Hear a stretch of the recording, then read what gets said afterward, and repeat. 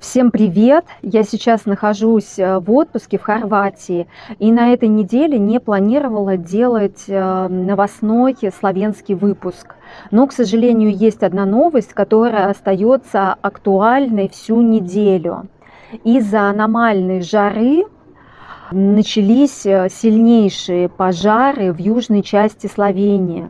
Огонь перекинулся с соседней Италии на словенский горишки Крас. И, к сожалению, Словения не может справиться своими силами.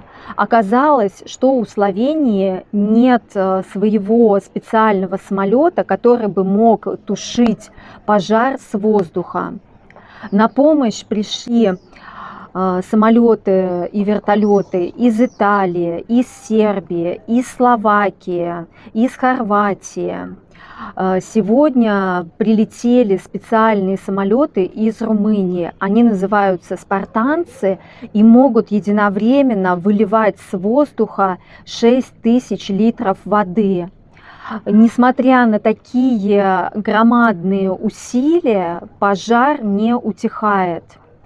Сейчас задействованы более 1000 пожарных, а параллельно с пожарными работают более 300 человек, которые вырубают лес, чтобы предотвратить распространение огня. К сожалению, в Словении еще выявилась одна проблема. Пожарными в Словении работают волонтеры. То есть люди в свободное время от своей основной работы подрабатывают пожарными. И в Словении не имеет пожарных как отдельную профессию, профессиональную, за которую бы люди получали деньги. Сейчас экстренно правительство приняло решение и будут проводить выплаты пожарным в размере 60 евро, если человек работает до 8 часов в день, и 90 евро, если человек работает более 8 часов в день. Помимо этого, крупный бизнесмен, крупный словенский бизнесмен удвоил выплату пожарным. То есть 60, например, евро пожарный будет получать от государства, и 60 евро получит от крупного словенского бизнесмена.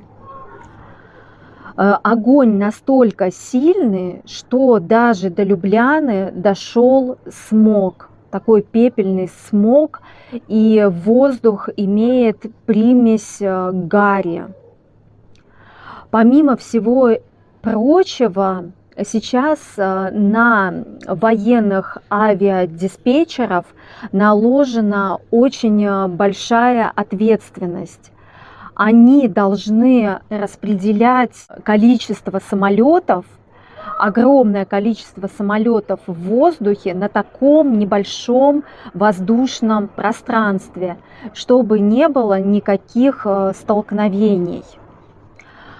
И огонь настолько сильный, что пожарные и волонтеры, и авиадиспетчеры все будут задействованы в тушении пожара даже ночью. К сожалению, прогноз погоды неутешительный.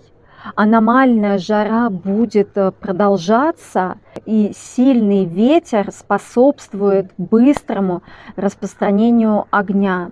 Остается только надеяться, что все-таки в ближайшее время пожар удастся погасить, удастся как-то локализовать. И будем надеяться, что в ближайшее время погода, жара пойдет на спад, и все-таки начнутся дожди. И еще забыла сказать, что пришлось эвакуировать людей с близлежащих деревень для спасения жителей. На этой единственной новости я, пожалуй, закончу сегодняшний обзор. Друзья, Подписывайтесь на канал, оставайтесь со мной, не теряйте меня. Хорошего вам лета. До новых встреч. Пока.